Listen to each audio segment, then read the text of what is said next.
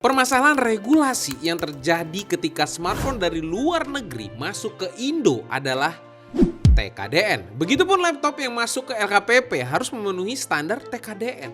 Buat yang belum tahu TKDN ini kepanjangannya adalah tingkat kandungan dalam negeri. Sekarang permasalahannya, apakah TKDN ini hanya batu sandungan aja buat brand besar seperti Apple, atau malah regulasi ini memang menguntungkan untuk negara kita?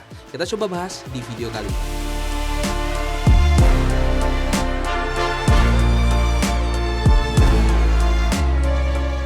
Sederhananya, TKDN ini adalah ukuran seberapa banyak komponen atau bahan baku dalam satu tipe produk yang berasal dari negara kita, yaitu Indonesia. Semakin tinggi nilai TKDN-nya, berarti semakin banyak komponen lokal yang digunakan dalam suatu produk itu.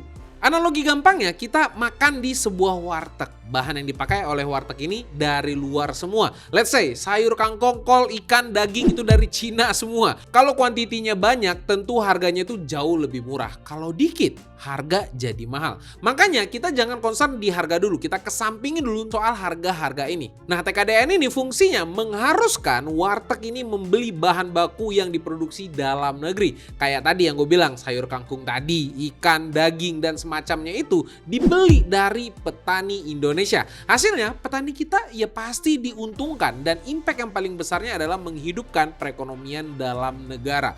Jadi perputaran uangnya itu hanya ada di negara kita sendiri, dan yang diuntungkan pun petani sayur, peternak ikan dan daging, dan lain sebagainya. Kalau beli bahan dari luar negeri, petani peternak di Indonesia pasti akan menjadi semakin sulit. Negara lain diuntungkan, dan parahnya bisa menaikkan tingkat kriminalitas di negara kita sendiri.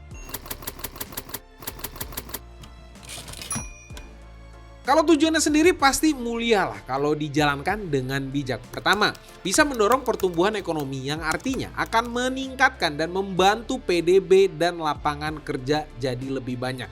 Kedua, meningkatkan daya saing produk lokal agar bisa lebih kompetitif karena lebih menyesuaikan dengan kebutuhan konsumen dalam negeri. Karena kan pembelinya ya pasti di dalam negeri juga. Ketiga, menguatkan kemandirian ekonomi dan mengurangi ketergantungan kita pada produk-produk impor. Dan pastinya bisa melestarikan budaya dan kekayaan lokal seperti industri kreatif dan kerajinan tangan. Contoh hal kecil di industri laptop, setiap pembelian laptop itu kan pasti dapat tas tuh. Nah, kalau semua tas laptop diproduksi di Indonesia, bayangin coba bisa buka berapa banyak lapangan pekerjaan untuk buat tas doang.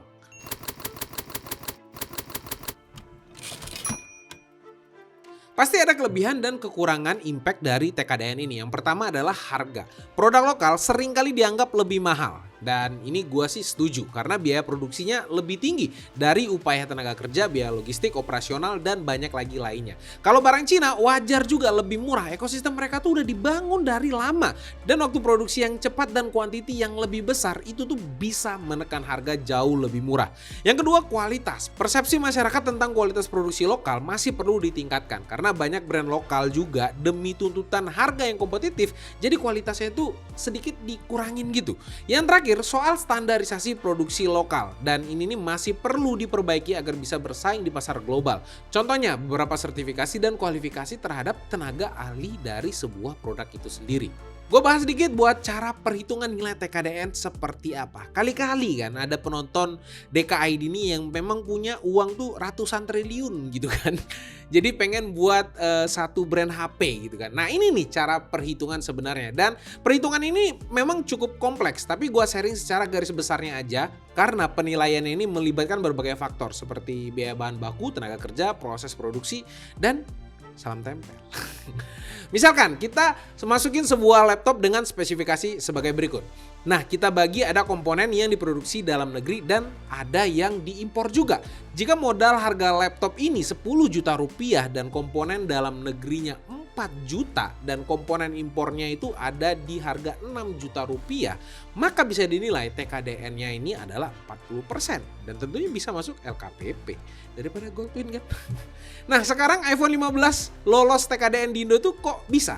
Nah, menurut gua mereka mengambil jalur BMP atau BMP ini singkatannya bobot manfaat perusahaan, atau yang diberitakan itu adalah mereka mengambil jalur pengembangan inovasi dan investasi. Nah, apa yang membuat iPhone 16 belum lolos resmi masuk ke Indonesia? Karena mereka tidak melakukan produksi di Indonesia, mereka mengambil jalur investasi yang sayangnya dari Apple sendiri belum memenuhi komitmen mereka. Tapi tenang aja, nggak mungkin Apple meniadakan HP mahalnya di Indo. Karena market Apple di Indo tuh cukup besar. Dan sebelumnya Apple sendiri tuh sudah melakukan investasi 1,6 triliun rupiah dalam bentuk program Apple Developer Academy. Jadi jangan kalian pikir 1,6 triliun ini diberikan ke pemerintah Indonesia. Tidak, 1,6 triliun ini akan dioperasikan oleh Apple itu sendiri, tapi uangnya itu akan cair di Indonesia. Nah masalahnya itu tuh masih ada kekurangan dan Apple menjanjikan investasi tambahan senilai 10 juta dolar atau 157,7 miliar ke Indonesia dalam bentuk penelitian dan pengembangan Apple di Bandung.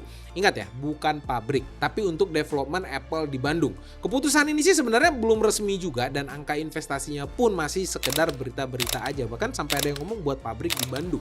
Belum ada info resmi secara langsung dari pemerintahan kita atau Apple sendiri, jadi kita tunggu aja kabar ofisialnya seperti apa untuk Apple di Indonesia.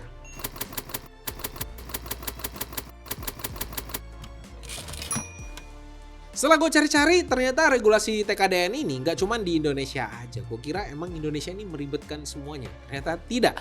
Ada juga dari USA, Eropa, India, Cina pun melakukan hal yang sama untuk meningkatkan devisa negaranya sendiri. Dan dengan jalur ini bisa membangkitkan perekonomian negara mereka dan tentunya menambah banyak lapangan pekerjaan. Makanya kerja di Cina itu banyak banget. Regulasinya pun mirip-mirip sebenarnya. Cuman mungkin angka investasinya atau persentase TKDN-nya berbeda-beda setiap negara. Bahkan di Indonesia mungkin berbeda. Intinya TKDN ini adalah langkah yang bagus untuk negara kita karena bisa membagi keuntungan dengan masyarakat lokal dan juga bisa meningkatkan kualitas produk lokal juga. Tapi kadang minusnya banyak perihal harga, kualitas, lisensi, dan yang paling penting tuh perusahaan global tersebut harus mau invest jauh lebih banyak di Indonesia. Meskipun banyak tantangan yang harus dihadapi, gue sih yakin banget bahwa dengan kerjasama antara pemerintah, pelaku usaha, dan masyarakat, dan juga pihak asing tentunya, TKDN ini bisa jadi jalan terbaik untuk meningkatkan perekonomian negara. Bela pemerintah banget nih gue, dibayar. Nggak bohong. Oke, mungkin sekian dulu konten kali ini. Mungkin kalian bisa komentar lah di bawah regulasi-regulasi TKDN ini nih harusnya seperti apa. Atau mungkin kalian punya feedback tentang regulasi TKDN ini harusnya seperti apa untuk memajukan ya negara kita sendiri dan mempermudah brand untuk masuk ke Indonesia. Sampai jumpa di video selanjutnya. Gua Rodi. Bye-bye guys. Salam TKDN.